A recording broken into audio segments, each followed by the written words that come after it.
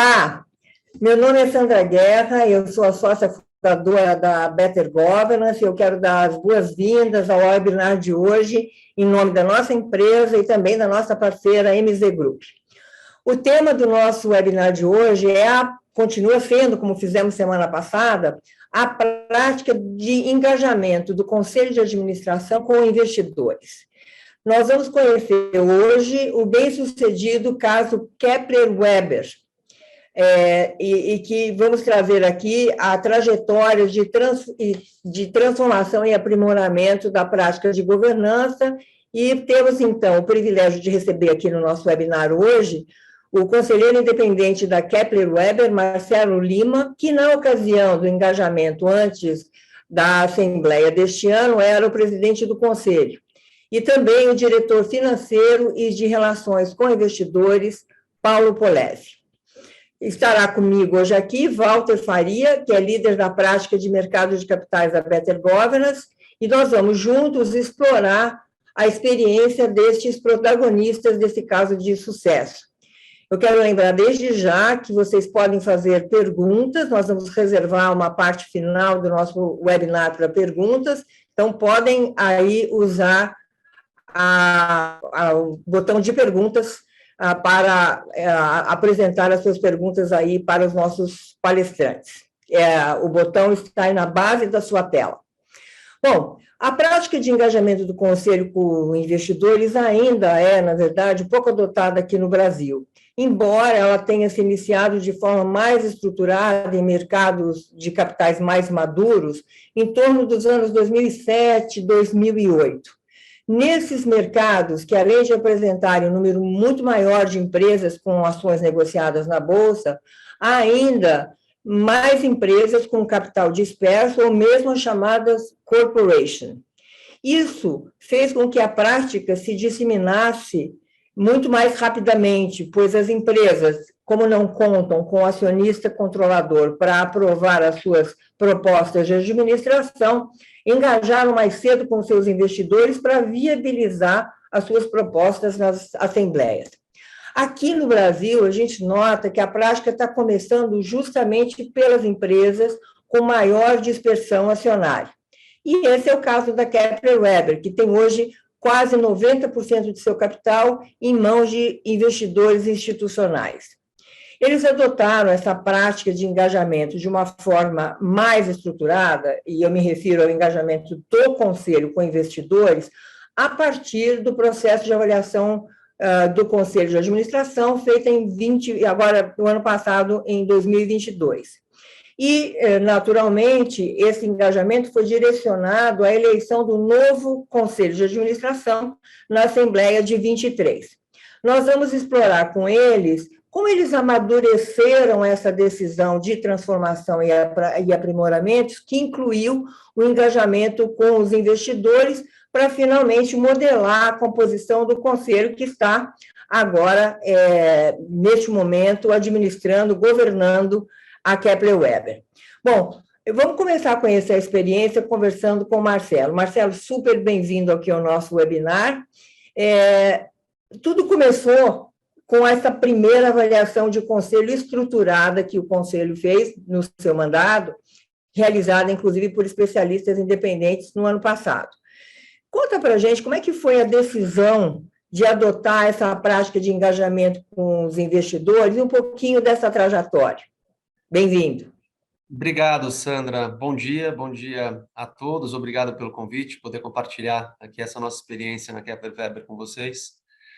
De fato, né, eu acho que para talvez dar um contexto para todo mundo que está participando aqui da webinar, é legal trazer um pouco de contexto do que foi a evolução nesses últimos 4, 5 anos para a companhia, né?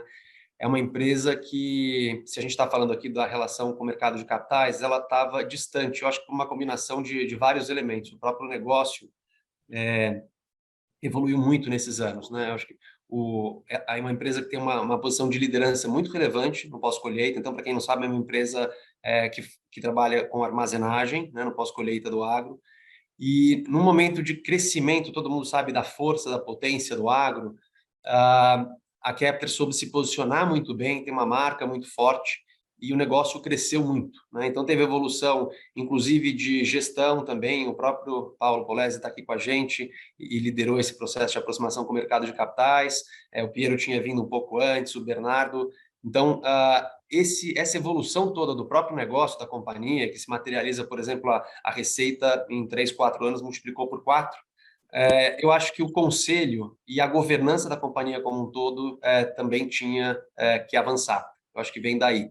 Então, há mais ou menos 2 anos atrás, né, 1 ano e meio atrás, isso foi 2021 para 22, talvez, a gente tomou a decisão de fazer uma avaliação do conselho. Já tinha acontecido no passado, mas algo mais interno e talvez com não toda a profundidade.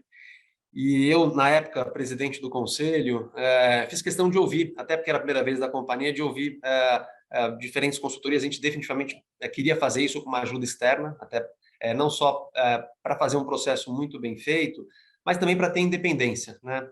Eu acho que a gente reforça e valida muito o processo na medida em que tem a opinião, alguém coordenando de fora. Então, a gente conversou com consultorias externas, nacionais e até estrangeiras, e, de fato, para fazer um pouco da conexão aqui com o nosso tema de engajamento, quando a gente conheceu a Better Governance, era uma pegada diferente, né? Além da avaliação do conselho em si, mas já conectando isso com os investidores, com os acionistas, essa proposta já de nos ajudar, né, no manual da Assembleia e tal, e de avançar num processo de engajamento no futuro. Isso nos interessou muito. Como você comentou, a Kepler hoje é uma corporação. Ela tem alguns acionistas de referências, nós somos um deles, e ainda mais naquele momento, e por ser uma corporação, essas participações vão variando ao longo do tempo, e a gente queria, a partir da avaliação, e estava chegando o momento da eleição de um novo conselho, poder refletir o que era a perspectiva de toda a base acionária, não só dos acionistas que estavam representados naquele momento no conselho, mas também de outros investidores importantes. Então, eu acho que o contexto é esse, e estou muito contente com o que a gente conseguiu avançar até agora. Que bom, que bom.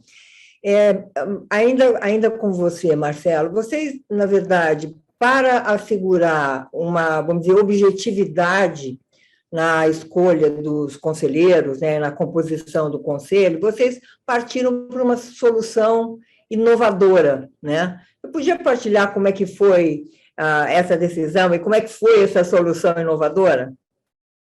Legal, bacana.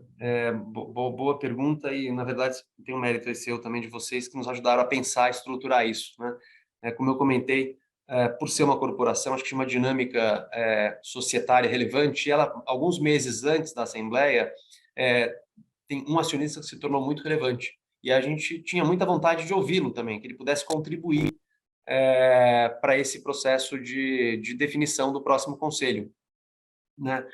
E então a gente criou um grupo de trabalho. Na verdade, a gente chegou a pensar em criar um comitê dentro do próprio conselho. Tinha duas desvantagens: uma toda, talvez, mais a burocracia interna de criar ou não, né, para ter mais agilidade. Uma coisa mais leve seria um grupo de trabalho, mas além disso poder envolver alguém de fora entre aspas, né, porque como um acionista relevante, obviamente alguém importante, mas não era da gestão da companhia. Então, a gente criou esse grupo de trabalho que tinham representantes do conselho atual, tinha esse investidor importante coordenado pela Sandra. Foi um debate muito rico, e eu acho que especialmente onde eu acho que a gente teve sucesso foi em fazer um processo estruturado e muito bem coordenado. Então, primeiro, definição como seria todo esse fluxo, né, com o cronograma das reuniões que nós teríamos entre nós, e aí para definir coisas até básicas, do tipo dar um passo para trás e pensar qual o número ideal de conselheiros para a gente, dado o momento da companhia, dada a nossa estratégia.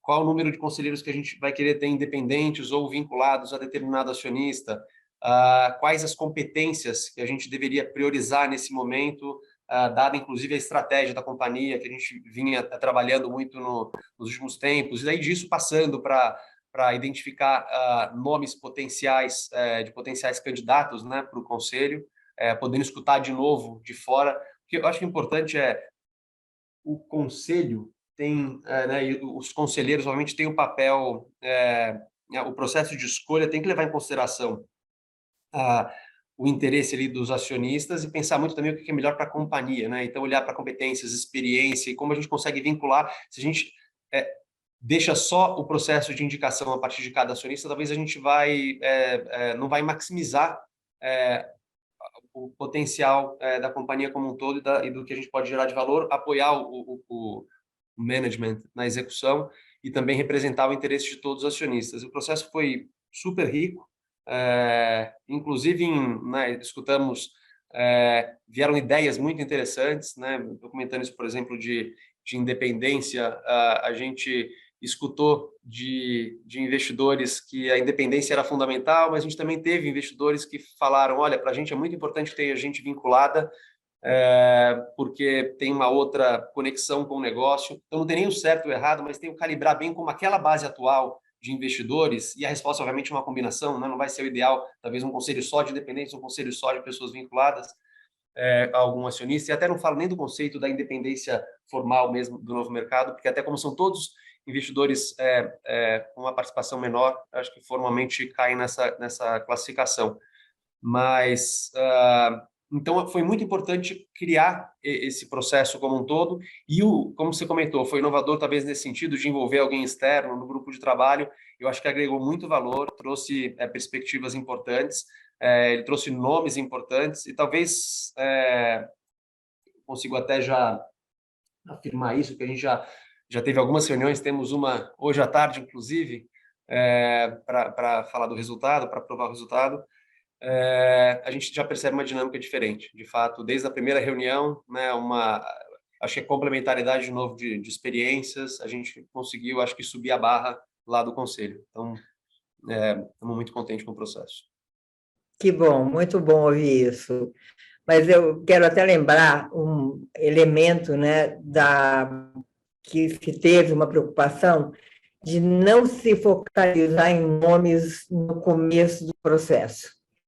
Se você lembrar, a tentação era grande de pensar fulano, beltrano, e aí a disciplina de, não, vamos olhar primeiro as competências, vamos priorizar as competências, e aí todos os currículos que foram apresentados, foi feita uma análise primeiro das competências, né? É interessante isso, porque a primeira ideia é sempre, não, eu conheço um, eu conheço o outro, vamos pensar no nome sem ter essa análise objetiva. Foi difícil, Marcelo, focalizar nas competências e deixar os nomes mais para a parte final? Foi, mas é precisamente o que acontecia, talvez historicamente, de novo, até pelo momento, a empresa que eu falei um pouco da história, mas é uma empresa que tem 98 anos de história, então teve momentos também de desafio e de novo, seja do negócio, seja até desse distanciamento do mercado de capitais. Então, ela estava muito pautada ainda por aqueles determinados acionistas que indicam, inclusive a gente, quando entrou, acho que é natural, mas não necessariamente, como você falou, né? Não necessariamente, é lógico que é importante, né? Os acionistas-chave poderem indicar representantes, mas talvez, como você falou, antes de falar do nome, vamos tentar qual é a estratégia da companhia para o conselho poder apoiar o management da execução dessa estratégia, quais são as competências necessárias, para onde esse negócio vai, e daí sim, a partir seja da avaliação que a gente tinha já, né? E acho que foi um processo, porque na verdade o nosso, como foi a primeira realizada com ajuda externa, o processo de avaliação, você lembra que a gente acabou fazendo mais uma avaliação do conselho como um todo, não individual só até a minha como presidente do conselho, que foi muito bacana, mas a gente já tinha uma visibilidade boa dos atuais conselheiros e conseguimos, quando a gente teve a lista de conselheiros candidatos, né, a gente conseguiu classificar muito bem, de novo, de forma objetiva, porque ajuda. Senão, a tendência natural é quem tem a proximidade com determinado nome que indicou vai ter um viés para lá. E quando a gente coloca isso, a gente, né, toda a metodologia de tentar dar notas para cada um desses nomes em cada um dos critérios, ajuda muito. Quando a gente olha para aquilo e fala, poxa, se isso aqui que é importante, essas pessoas entregam, então vamos direcionar a conversa para esses, né? E depois, a partir das entrevistas e tal, a gente conseguiu, acho que, alinhar isso tudo. Então, acho que você tem razão. Foi muito importante isso de dissociar o nome no começo do que a gente precisava para a companhia, de fato. Deixa eu passar agora para o Walter Faria. Walter, bem-vindo. Obrigado, bom dia a todos.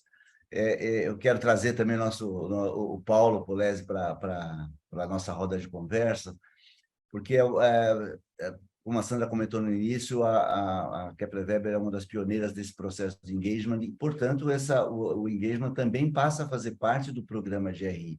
E, nesse aspecto, houve um avanço bastante importante no manual, né? E aí eu queria perguntar, Paulo, para você compartilhar com a gente como é que essa experiência de uma nova abordagem, né, no lugar de um documento, geralmente o manual é um documento de linguagem muito jurídica e pouco comunicativa, mas vocês conseguiram transformar isso numa narrativa que comunica muito melhor, né, as propostas da administração, contextualiza dentro da estratégia e mostra um processo né, de construção dessa proposta que é muito mais comunicativa, imagino que facilitou e, de alguma forma, contribuiu para o programa GRI. Bom, Walter, bom dia, Walter. Saúde também, oi, Sandra, Marcelo, saúde a todos aí, obrigado pelo espaço, muito importante estarmos juntos aqui nesse momento. E vamos conversar um pouquinho. Walter, a parte do manual foi sensacional, assim, porque o processo todo foi desenhado, o Marcelo e a Sandra explicaram bem, desenhado muito na necessidade da gente engajar, né, novos conselheiros e trazer investidores para participar melhor desse processo, mas o manual é uma peça importantíssima desse processo. Acho que ele coroa, né? Sem um manual de qualidade, acho que fica prejudicado esse processo, o sucesso não teria sido tão bom. Do manual, eu acabo sendo aqui, né, como diretor de RI financeiro, um porta-voz, mas teve uma equipe enorme da Kepler envolvida, várias áreas, né, o jurídico, o recursos humanos, o RI, várias áreas da empresa, todas as empresas listadas que estão acompanhando a gente sabem o trabalho que dá o manual da Assembleia, e especificamente o da Kepler, como o Marcelo disse, né, por esse acho que menor dedicação da empresa no passado para o mercado, para investidores, o manual ficou negligenciado também.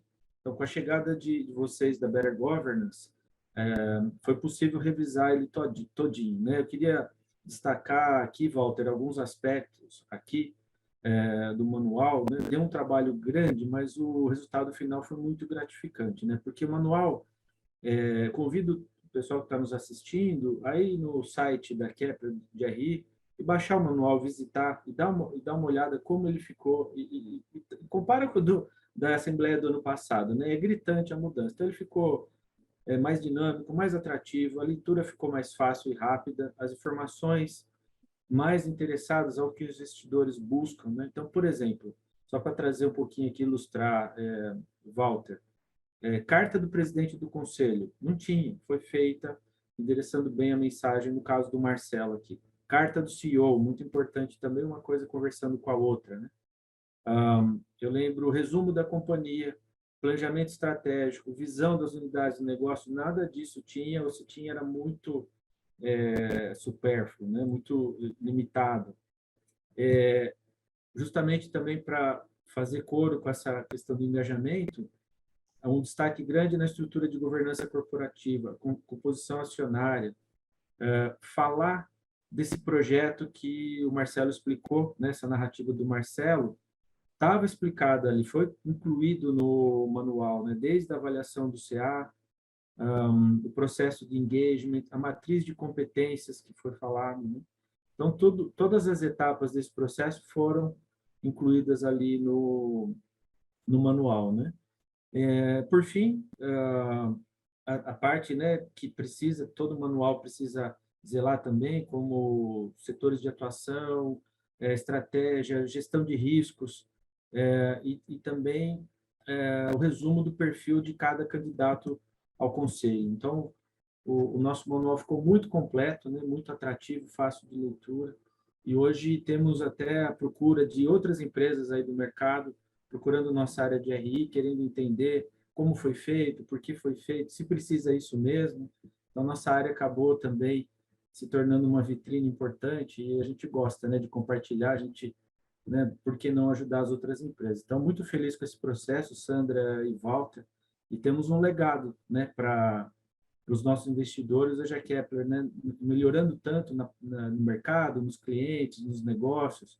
Marcelo explicou bem essa parte da governança ficou melhor também. O manual é uma prova disso. Excelente, Paulo. É interessante que tem um tema que a gente não abordou ainda, mas é o ingresso de vocês no novo mercado, né? Mas antes de eu devolver a bola aqui para a Sandra, para continuar esse diálogo, queria lembrar a audiência que o chat nesse webinar está desabilitado, mas a gente encoraja todo mundo a fazer perguntas. A Sandra comentou no início, tem um botão de perguntas e respostas, um Q&A aqui na base da tela. A gente encoraja vocês a fazerem perguntas, já estão chegando e a gente vai passar ela para os nossos entrevistados no final. Sandra, bola contigo. Obrigada. Marcelo, considerando aí sua experiência essas iniciativas de engajamento com investidores, quais são, na sua opinião, os benefícios para os conselheiros e para a empresa? Eu queria também que você comentasse, né, como esse diálogo com os investidores nessa fase de escolha de membros do conselho que você estava relatando, permitiu orientar e fundamentar as escolhas e as propostas que vieram ao final à Assembleia. Bacana, legal a pergunta. Eu acho que, primeiro, o benefício mais evidente é naturalmente ter uma visão mais clara da base acionária, de quais são os interesses, de qual a visão estratégica para a companhia, quais as prioridades, que se você não fizer de forma estruturada, ela vai vir daquela forma aleatória, ouve de um ou de outro, tal. Então, aqui a gente conseguiu, e era muito mais uma escuta, né? Isso é legal, o aprendizado foi nosso, foi a primeira vez que eu fiz isso como presidente do conselho, muito mais um processo de escuta até do que a gente ia levar, então abrir esse canal, vieram coisas muito interessantes. Então, o primeiro benefício evidente é entender de fato qual é a intenção, a visão dos acionistas, né? E como eu comentei, não necessariamente tem o certo e errado, vai vir, né, a questão da independência que apareceu de um lugar ou do outro, mas é importante escutar.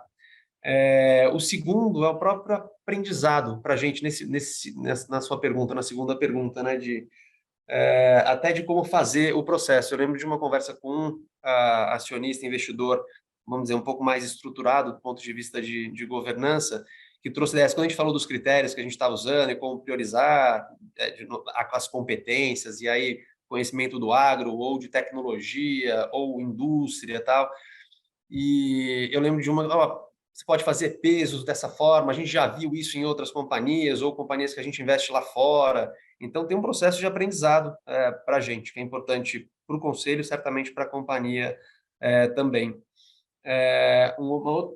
Assim, muito específico para o que era o nosso objetivo nesse processo de engajamento, que era conectado com a eleição do novo conselho, é evitar surpresa na Assembleia, né? Então, ao ter conversado com a maior parte da base, a chance de eventualmente ter um pedido de voto múltiplo ou algo que não seja coordenado diminui muito. E isso é muito positivo para a companhia, né? Eu acho que seja fazer esse processo bem feito, mas também evitar que se passe uma visão para o mercado de que não tem coordenação, coerência ou alinhamento entre a base acionária. E talvez, por fim, deveria tudo isso refletir em valorização da empresa, né? Se existe aí a visão, né, ESG, acho que de formas diferentes, até, enfim, é outro tema para a gente aprofundar até muito, se fosse o caso, mas na governança, uma boa governança deveria refletir também em valorização da companhia, o que é bom para todos os acionistas. Então, eu elencaria esses quatro pontos. Perfeito. Volto agora para o Walter. Ótimo, ótimo. Paulo, agora eu quero trazer também de novo, Paulo, para a nossa conversa, e falar que em relação à expectativa dos investidores, né? Nós estamos falando de um público que você e a sua equipe, obviamente, interagem continuamente ao longo do ano, né? Em diversos fóruns, em roadshows, em reuniões individuais, em apresentações do Investor Day excelente que vocês fizeram no final do ano passado. Como você vê a importância do engajamento, a participação de membros do Conselho nesse tipo de iniciativa? Afinal, é um diálogo que tem de melhor, né? Vai ouvir diretamente as demandas dos investidores, especialmente na fase onde vocês implementaram, como o Marcelo comentou, numa fase preparatória de ajuste da proposta. E eu queria ouvir de você qual a importância de ter o presidente do Conselho também ouvindo diretamente dos investidores as preocupações e os critérios de decisão de voto. A gente sabe que você ouve, né, no dia a dia, ao longo de todo o ano, as demandas, e você repassa para o conselho. Então, como você vê a importância desse diálogo das demandas serem direcionadas na presença do presidente do conselho? Walter, um ponto importantíssimo para a gente abordar aqui no contexto dessa evolução da Kepler. Eu preciso correlacionar um pouco da resposta com o momento, né? A empresa vem crescendo nos últimos anos, né? O agronegócio tem aumentado de relevância em tudo que é feito. A Kepler tem conseguido avançar bastante, isso trouxe uma dinâmica nova, trouxe uma performance nova para a empresa e trouxe um interesse dos investidores muito maior, né? Para ter uma noção, antes de eu entrar na empresa, eu estou falando até de pessoas físicas, Walter, nossa base é em torno de 5.000 investidores pessoas físicas, hoje esse número está em 50.000, então você tem uma ideia. Então, teve uma carga grande de procura, de reuniões, de interações, e quando a gente decidiu, né, ter esse processo de engajamento e o apoio da Better Governance, encaixou muito bem, porque alguns investidores de referência foram o foco desse processo, a gente focou em determinado número deles. Então, em primeiro lugar, foi uma surpresa para eles, não esperavam que houvesse essa aproximação, esse pedido de engajamento, de reunião, de interação, ainda mais com a presença do presidente do conselho. Então, eu me lembro bastante bem de uma reunião, eu não sei se o Marcelo vai lembrar, Marcelo, mas um fundo, uma asset de um grande banco aqui no Brasil, do qual nós interagimos com o analista. Nós temos uma posição relativa, né, de médio porte aqui na nossa empresa, a gente sempre interagia com esse analista, e no dia dessa reunião, chamou a atenção que estavam presentes o analista, o portfólio manager e uma das pessoas da diretoria da área de compliance, porque se interessaram em saber por que a Kepler estava conversando e o que a gente queria passar. E tanto que a questão dos votos, né, o resultado disso no final, a gente teve uma participação maior, né, de votantes, e votantes dentro das questões, votando sim, votando a favor, e dentro da chapa, né, a gente teve uma eleição com um único grupo de conselheiros, né, e tivemos uma aprovação muito maior por conta desse processo. Então, foi muito positivo, o feedback depois também foi maior. A gente teve depois reuniões em que o pessoal elogiou, depois as interações que nós tivemos, depois que houve o processo de votação, de assembleia e tal, o pessoal elogiou bastante, né, o perfil, né, o que foi conseguido. E nesse processo, o Marcelo lembrou bem no começo, né, a Kepler somos uma corporation, e por mais que a empresa está indo muito bem, etc., uma das fraquezas que os investidores levantam é justamente a estrutura acionária. Nós somos, a companhia como um todo, muito feliz nos últimos anos, com ótimos acionistas de referência, né, a Tarpon que está aqui, e hoje temos outros, mas a preocupação no mercado é se isso muda, como fica. Mas na medida que esse processo veio na hora certa, essa fumaça, né? Esse desconforto, ele foi se dissipando. Então, foi muito positivo. Eu acho que agora a gente consegue focar, né? Principalmente os investidores deixam de ter essa preocupação e acabam focando, né? E trazendo contribuições mais do negócio mesmo, né? E menos do lado da governança, porque esse lado acho que a gente conseguiu, nesse processo, dar uma boa blindada à volta. Ótimo, Paulo. Ainda nesse tema aí do programa de RI envolvendo o Conselho, atualmente a gente tem visto que um crescimento muito grande de investidores institucionais e também das agências de voto, né, as agências de recomendação de voto, como o Glass Lewis, como o ISS. Esse pessoal tem pedido muito a participação dos conselhos, né, nesse diálogo construtivo, né, para atender essas demandas do mercado, especialmente porque nós temos visto muitos investidores institucionais implementando de fato seus programas de stewardship e pedindo que as empresas incorporem isso no seu programa de RI. E é nesse sentido eu queria ouvir de você, na sua opinião, né, e à luz dessa experiência recente, exitosa que vocês tiveram, integrando também, né, o Conselho nas iniciativas desse diálogo, o que você diria para os nossos colegas RIs que também estão nos ouvindo agora e que vão nos ouvir, obviamente, no replay desse webinar? O que você diria para eles para que eles possam avançar nessa convergência, de trazer o Conselho para também integrar o programa de relações com investidores, para comentar exclusivamente, obviamente, essas iniciativas de governança e as iniciativas né, de RI que incorporem isso em seus programas? Que recomendações você daria para os nossos colegas RI? Walter, nesse processo de engagement que nós fizemos aí com vocês, a gente mirou muito forte nessa questão de sucessão do conselho, né, de participação ali da base votante, etc. Miramos muito nisso e acabamos acertando também nesse processo do stewardship também. De um lado, nós não estávamos tão preparados para isso, hoje estamos, né? Hoje temos aí um processo robusto que vai de encontro a isso. A nossa base de investidores é uma base mais concentrada de investidores locais do que internacionais. A gente sabe que os investidores internacionais usam mais essa questão do proxy que você falou, né, Walter, e vão mais por esse lado.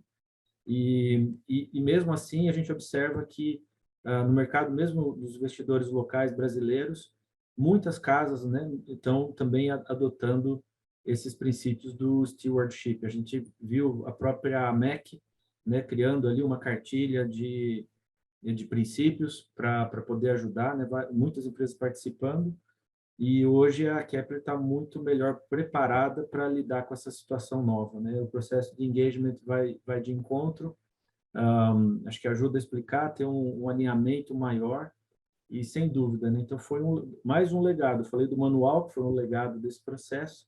Acho que a preparação, né, da gente, principalmente do time de RI, lidar com essa questão e também suportar o conselho, né? O engagement tem a participação do conselho de administração, então uma mão de duas vias. Então foi também um legado importante.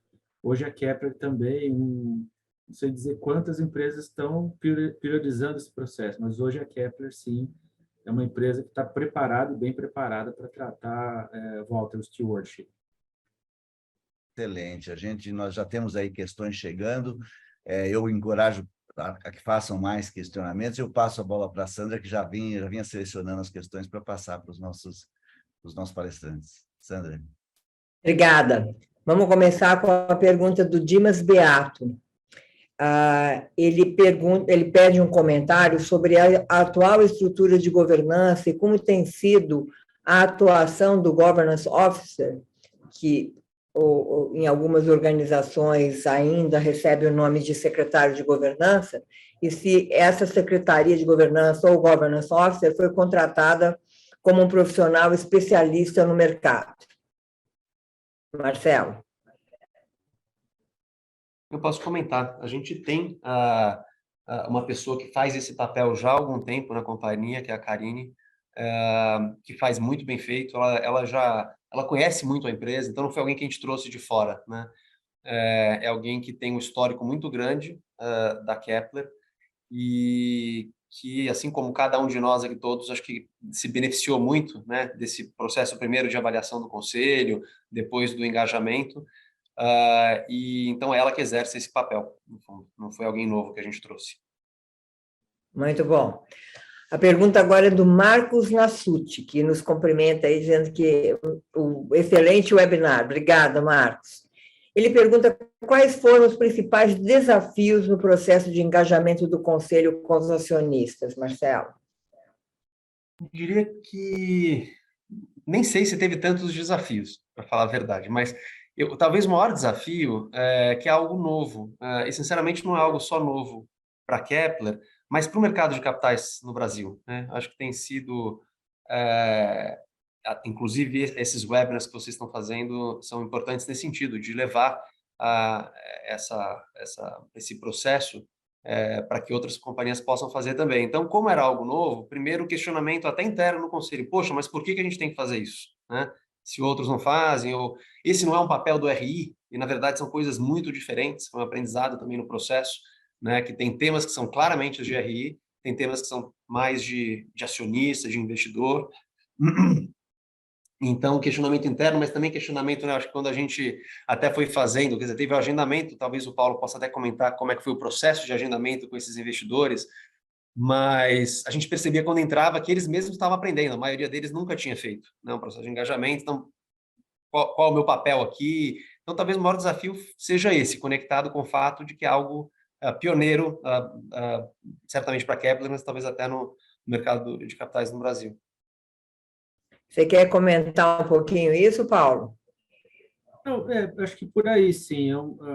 Também foi o período do ano, né? Mas acho que uma vantagem da gente que a gente começou, Sandra e Marcelo, cedo, ou seja, você tem uma assembleia lá que ia acontecer lá por fevereiro e nós começamos já esse processo aí no mês de dezembro, pegamos o período de férias, mas acho que por ter antecipado, permitiu que as reuniões acontecessem, todas, né, foram a contento, mas acho que se fosse dizer, né, uma recomendação, trabalhar com bastante antecedência e planejamento, né? Então, isso mostra também para quem está do outro lado a organização.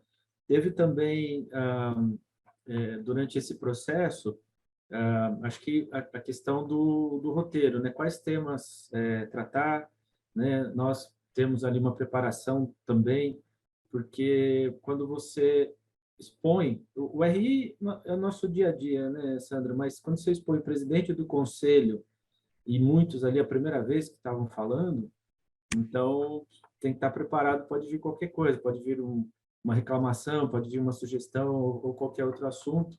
Então, a gente fez essa preparação também com o Marcelo e vários pontos, né, além dessa questão do engajamento, acabaram surgindo e gerou um material muito rico para a gente trabalhar tanto, né, com os executivos da Kepler, quanto o próprio Marcelo para subsidiar conversas dentro do Conselho de Administração. Acho que então o desafio foi, eu acho que o planejamento a gente conseguiu fazer bem feito.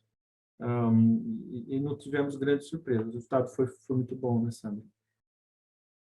Que bom. Agora eu trago uma pergunta do Richard Horn, que é conselheiro, aliás, presidente de conselho, ele com certeza vai querer ouvir isso de você, Marcelo. Ele pergunta o seguinte: após o trabalho de definição das competências e número de conselheiros, como ficou a composição do conselho em termos de número, independentes? E aí ele tem alguma relação disso com os comitês? Por exemplo, o conselheiro que também participa, coordena comitê? Legal. E mesmo o comitê também foi um tema, né, que a gente conversou bastante, veio como parte do processo do trabalho de vocês, de recomendação de evolução disso, então sim. O conselho ficou com 8 membros, que estava muito dentro, até a gente tinha, logo que começou, pelo tamanho da companhia, a gente falava de 7 a 9, então a gente manteve até 8, que é o que já tinha. Como eu comentei, como a Kepler não tem um acionista controlador na definição, vamos dizer, mais formal de independência, na verdade, quase todos são independentes. O único que não é independente, se eu não estiver errado, o Paulo me corrige, seria o Piero. Por ser executivo, ele também é o CEO da companhia. E o motivo pelo qual ele veio, né, participando do conselho, historicamente a gente não tinha, também foi um processo muito bacana, muito... aconteceu ao longo, inclusive, desse processo de engagement, né? É um processo de sucessão do Piero, que é público. Então, ele, ao longo desse ano, continua como CEO. A partir do ano que vem, assume o Bernardo e o Piero já está no conselho, fazendo parte do conselho nessa transição. Então, ele não é independente. Mas mesmo saindo do critério objetivo da CVM de independência, conselheiros vinculados a algum acionista, que é o meu caso, né, que é a Tarcom, nós temos hoje 3 desses 8, então é o Piero, 3 que têm alguma vinculação com o acionista, e os outros 4, se não me engano, são todos totalmente independentes. De novo, vieram por indicação de um ou outro acionista, passaram por esse processo, né, de seleção, com todos os critérios, como eu comentei, que foram elencados a partir desse grupo de trabalho, mas também validados no conselho. Então, ficou essa a composição. Agora vou passar para o Walter, que também participou dessa próxima pergunta que eu vou fazer, e para o Paulo. A pergunta vem do Arthur Achoa. Quais os critérios na seleção dos investidores para provocar o diálogo? Respondo, posso responder? Foi, na verdade, a relevância. Nós começamos tirando os acionistas que faziam parte do conselho. Mesmo assim, incluímos, né, para dar chance de todos, acho que a exceção do Marcelo, que representava a Tarpo, todos os outros, por relevância, nós fomos conversando. Fizemos quase que um Pareto, né? Falamos ali com talvez 20% dos acionistas de referência, que quase pegou 80% da representatividade das ações, portanto, dos votos. Então, a gente acabamos falando com a maior parte. Então, foi um pouco esse o critério, né? Se houvesse mais tempo, falaríamos com mais, mas focamos um pouco aí na eficiência, na produtividade. Se eu puder complementar o Paulo só, eu lembro que, inclusive, por sugestão dele mesmo, é lógico que o principal critério foi a relevância como acionista, mas teve um que ainda era muito pequeno, mas que estava crescendo, tinha muito interesse. De novo, acho que tem um pouco disso também, né? Aquele acionista que estava demonstrando muita proximidade, né, tinha um potencial de ser um acionista grande, então a gente acabou incluindo também. Então, acho que... Quase, bem lembrado, Marcelo, quase um acionista ativista, né? Muito fã da empresa, muito atento, e preferimos convidá-lo. Foi muito rica, né, as contribuições que ele passou. O Paulo, muito bem lembrado. Eu lembro que numa das conversas que a gente fez, nesse critério de seleção, no corte, a gente também questionou os mais interessados, os mais estimulados a fazer esse diálogo, ou até os investidores que, embora com uma representação menor na base de acionistas, eles tinham um programa de stewardship mais ativo, mais proativo. Então, eu lembro que isso foi discutido, foi considerado, e o Marcelo bem lembrou que foi chamado não só pela posição atual, mas pela posição potencial. E no caso de vocês, agora entrando no novo mercado, muito possivelmente vocês vão ter o ingresso de um universo de investidores que por questões do próprio steward ou por questões do critério de fundo, eles não podiam investir. Então, eu acredito que nós estamos na iminência aí de vocês terem uma audiência nova para o próximo processo de engagement que vocês venham a implementar. Esse é um ponto relevante, porque o acionista que muitas vezes não tem uma participação tão grande, mas está próximo e prestando atenção na empresa, ele tem um diálogo muito mais rico. E nós, quando a gente testemunha essas calls que estivemos junto com vocês, interagindo, a gente nota a diferença de um investidor que realmente está prestando atenção na empresa, acompanha, e, portanto, o diálogo é bastante mais rico. Então, esta seleção é importante que se considere também isso, né? Às vezes a participação não é tão relevante, mas o engajamento do investidor com a empresa é grande. Deixa eu trazer aqui uma pergunta da Daniela Manoli, conselheira, que está sempre muito atenta às questões de sustentabilidade, e ela pergunta se vocês têm planos de fomentar uma maior diversidade no conselho e em outros níveis da liderança. No último relatório publicado, há dados a respeito, mas seria interessante entender as perspectivas. Sem dúvida, obrigado pela pergunta. Foi, inclusive, né, um dos critérios, dentre os vários que a gente elencou, buscar essa diversidade. Eu acho que a gente tem, seja de gênero, seja de experiência, né, de tipo de experiência, pessoas com uma experiência super relevante, ou em outros lugares. A gente conseguiu buscar muito disso. A intenção evoluir, ainda mais é um processo sempre, né? Como a gente comentou, a empresa vinha de um distanciamento muito grande, então tem um processo de avaliação que a gente deve continuar, inclusive isso vai ser discutido, né, com esse novo conselho, mas eu avançaria, inclusive, no processo de avaliação, olhando de forma mais individual também a cada um dos conselheiros, mas também na próxima eleição que a gente possa avançar ainda mais, inclusive com esse crescimento e exposição que a Kepler vem tendo, a gente naturalmente consegue também atrair, eu acho, candidatos interessantes e que vão alimentar ainda mais essa diversidade. O Arthur Achoa traz uma outra questão. Ele pergunta: existia a disposição da empresa em rever a proposta caso houvesse alguma rejeição dos investidores, Marcelo? Acho que sempre, até porque a decisão no final é dos acionistas, né? Mas eu acho que o processo é desenhado para isso, para que a gente tenha, como eu falei, menos surpresas, mas se acontecesse, eu não tenho dúvida que a gente deveria rever e eventualmente avaliar a sugestão. Mas como a gente já tinha conversado com muita gente, confesso que a gente foi muito confiante e é o que aconteceu, como o Paulo falou, seja a adesão, mas inclusive uma votação muito favorável ao conselho, à chapa que foi sugerida. Por isso mesmo, Arthur, é que a gente recomenda que haja esse planejamento que o Paulo falou, e na medida em que a empresa tem mais investidores internacionais, esse processo de engajamento tem que começar, inclusive, antes, porque eles vêm com idealmente, os investidores estrangeiros gostam de começar essa conversa em setembro ou outubro do ano anterior à Assembleia, porque como eles participam de várias assembleias ao redor do mundo, e eles têm um processo muito estruturado de fazer o stewardship, eles precisam encaixar esse diálogo antes daquele momento que fica todo mundo focado nas assembleias já acontecendo, né?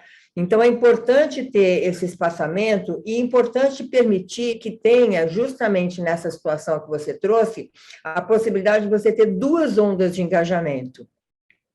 Uma onde o presidente do conselho vai, originalmente, escutar as perspectivas, né? Entender o que os investidores principais, olhando para o conselho, gostariam de ver, quais as competências, o que os preocupa. E uma segunda rodada de engajamento, quando você já tem as competências já selecionadas, você já tem alguns nomes que estão, vamos dizer, priorizados, e você pode ter um diálogo, vamos dizer, mais de confirmatório das escolhas e perspectivas. Aí teria a chance de ver se tem alguma objeção forte, alguma competência, algum tipo de candidato, né? Mas para você poder fazer os dois momentos de engajamento antes da Assembleia, tem que começar um pouco antes. Não sei se o Marcelo quer comentar alguma coisa aí nessa questão. Sandra, eu quero comentar só uma coisa e ressaltar a importância. A gente já caminha para o final, né, do nosso webinar, mas isso que a Sandra falou é muito importante. É bom lembrar que existe uma concentração muito grande de realização de assembleias em março e abril. Então, grande parte dos investidores que né, na execução do seu steward, particularmente das agências de recomendação de voto, eles não conversam mais a partir de 15 de fevereiro. Então, as empresas que deixam para promover esse diálogo tardiamente, eles não vão conseguir, porque existe uma concentração muito grande, eles fazem um processo estruturado, mas eles encerram os diálogos com uma certa antecedência, para poder dar vazão ao número grande de recomendações de votos e até de estruturar a participação na Assembleia, que a gente sabe que no Brasil tem uma certa burocracia. Sandra, eu te passo de voo para fazer talvez a última pergunta ou penúltima pergunta. Eu acho que a gente ainda tem para fazer duas perguntas. Giancarlo, e aí a gente tem que responder sinteticamente para caber aqui. O Giancarlo Alcalai pergunta: das lições aprendidas, quais seriam 3 recomendações para as empresas que têm interesse em iniciar esse processo? Para mim? Isso, Marcelo.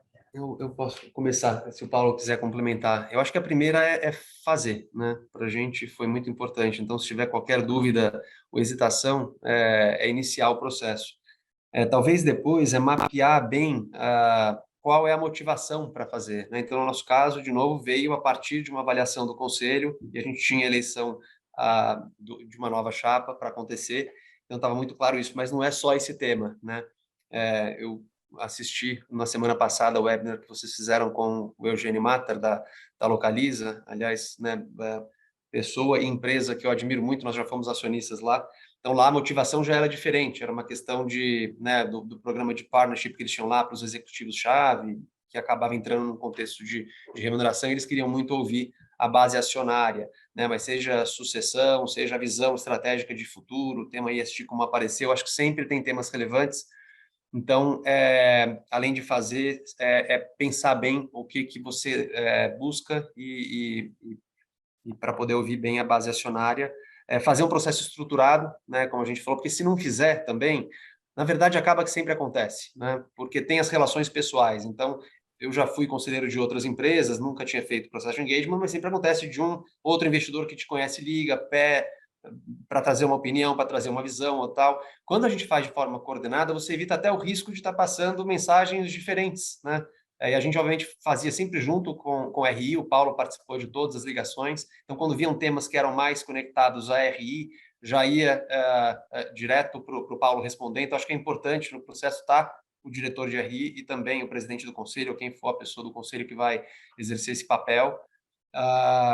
E eu acho que, enfim, é isso. Fazer um processo estruturado e, por último, um pouco de merchandising para Better, eu acho importante uma ajuda externa, principalmente porque é algo novo.